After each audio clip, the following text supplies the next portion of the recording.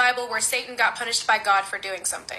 Don't worry, I'll wait. And before you say anything about a serpent in the Garden of Eden in the book of Genesis, there's no proof in the Bible that says that was Satan. Go back and read it again. It just says serpent, says nothing about Satan being the serpent. Serpent could have been anybody, or anything. When you sit and you really start to think about it, Satan never gets a punishment for anything. But you know who does get a punishment? The ones who get tempted by him. Even the ones that didn't know they were being tempted by him, like in 2 Samuel 24 when David did the census and thought he was talking to God, but apparently it was Satan that told him to do it, and so God punished David and killed 70,000 people, but Satan, who supposedly tempted him, gets nothing. It goes on like that for the rest of the stories. Anytime that Satan tempts someone, they always get punished, but Satan never does. Then, of course, there's the idea that Satan just has his own realm where him and his angels go, and they're not locked down there. Like, he's allowed to go up and tempt humans on Earth, apparently. Not only that, he also, has conversations with God, like in Job, whenever he did that bet with God on Job's life. Is it not odd to anybody else that this supposed loving God is way more comfortable punishing the ones that he supposedly loves for falling for this Satan guy, which, by the way, God created and knew would fall because he knows everything. So he punishes the ones who were tempted by Satan, but never punishes Satan himself. Some Christians are going to be like, but Satan gets his punishment in the book of Revelation. Revelation hasn't happened. Revelation is what people think is going to happen, which holds up just as much as your idea of an end times. Don't even get me started on the idea of a rapture, which isn't even in the Bible to begin with. Regardless, it's been at least 6,000 years, and Satan hasn't got a punishment once. Is that not weird to anybody but me? Devil's Daughter 162. It's not just weird for you. It's weird for me too. And you know what makes it even weirder?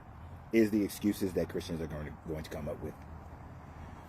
Christians are going to say that, well, the serpent in the garden was the devil. It's referred to in Revelation as that old serpent, that old time serpent. But if they actually went and did any research, you would come to understand that the serpent in the garden and that old time serpent spoken of in Revelation are not the same.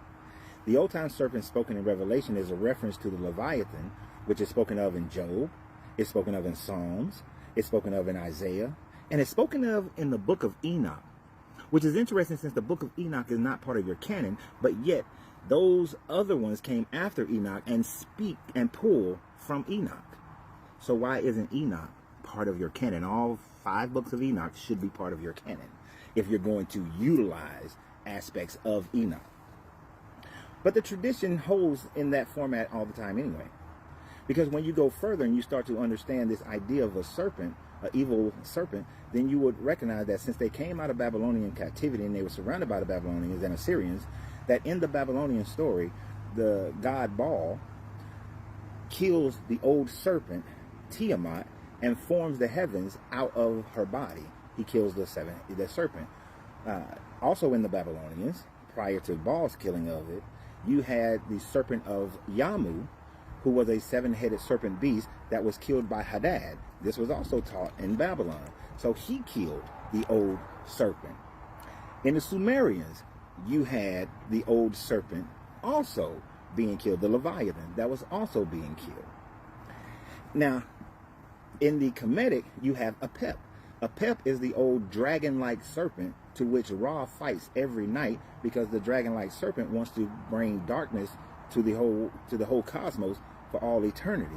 Kind of like in the Thor movie with the Dark Elves. So this story of an old serpent that is evil, that is trying to devour people, comes from multiple groups of people that were surrounding the area of the Canaanite people, the Israelite people. And so it is not crazy to think that since those stories were told first, that the Israelite people in 722, when these books were written, or began to be written, up until the 500s, that they would not have pulled from the information of the people who were conquering them almost on a consistent basis through that time frame, because originally they were conquered by the Kemetic people, then they were conquered by the Assyrians, except for Jerusalem. They were bribed to not conquer Jerusalem, and then later on conquered by the Babylonians, and then here comes the Persians, and then the Greeks, and then the Romans.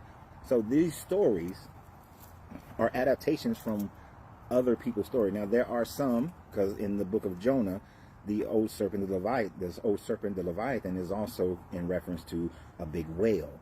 There may have been them seeing a blue whale, which is not as common in the Mediterranean, but sometimes blue whale may come into the Mediterranean. And since of its size, it could have been looked upon as a Leviathan as well. So it's talking about the Leviathan. And as far as this being kicked out of heaven, first of all, that again comes from the book of Enoch. The whole story of this being kicked out of heaven comes from Enoch, as far as your Hebrew telling of it. But why is it not in your Bible or your Tanakh or Torah? Why pull from it if it's not valid? But even at that, it was still pulled from the Sumerian story and the Babylonian story of Marduk taking on a human wife. And then when he takes on a human wife, the Igigi come down onto his wedding and take from his wedding 200 women and make them their wives. And then the Anunnaki go ahead and let them have them as their wives. That's where you get your Nephilim story. That's where you get your giants. And then the Anunnaki were mad because they started teaching them Anunnaki science. Sounds familiar, doesn't it? Right, because that's where they pull that from.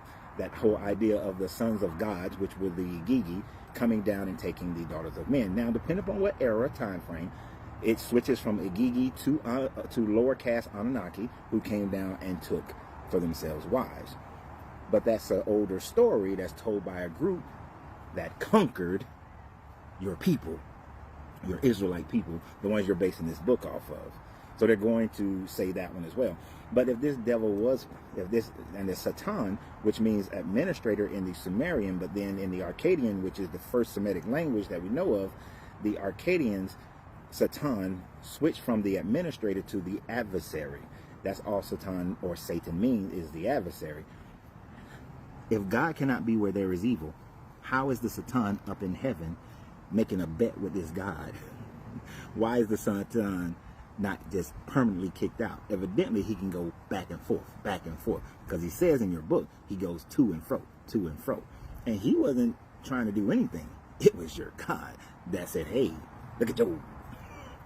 So you cannot claim that one either. And in truth, he never gets punished. And then the beast that's thrown into the lake of fire with everything else, even the beast is not synonymous with a devil. The beast really is more of a representation of a government, not so much a being that's cast into a lake of fire.